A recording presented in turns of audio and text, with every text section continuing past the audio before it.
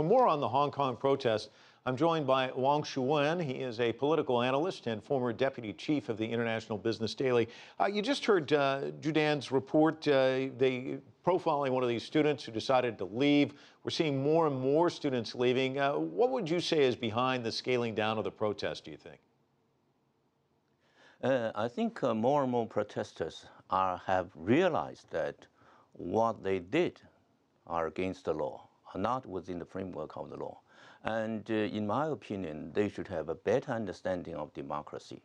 Hong Kong is a pluralistic democratic society, and it is beneficial for people to voice different ideas. They have the right to do so, that's right. But you can't exercise your own democracy at the expense of other people, at the expense of the whole society. And it is, well, satisfying, I should say. If not satisfying, it is encouraging to see now the protesters, the number of protesters occupying the central business center has greatly reduced. And many young people began to realize that what they did was not exactly right. And some even expressed apology to the Hong Kong citizen.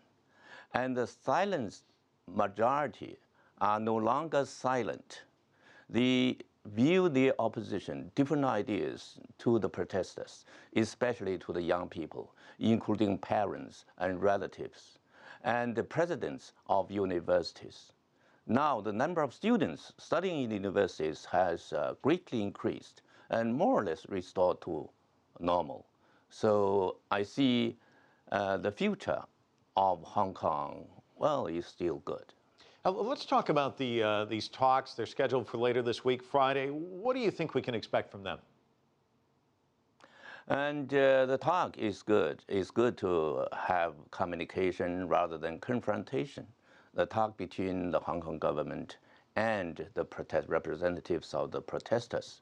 But in the talk, I don't see any possibility for the central authorities, that is, for the National People's Congress decision to be changed, because the decision of the National People's Congress is law.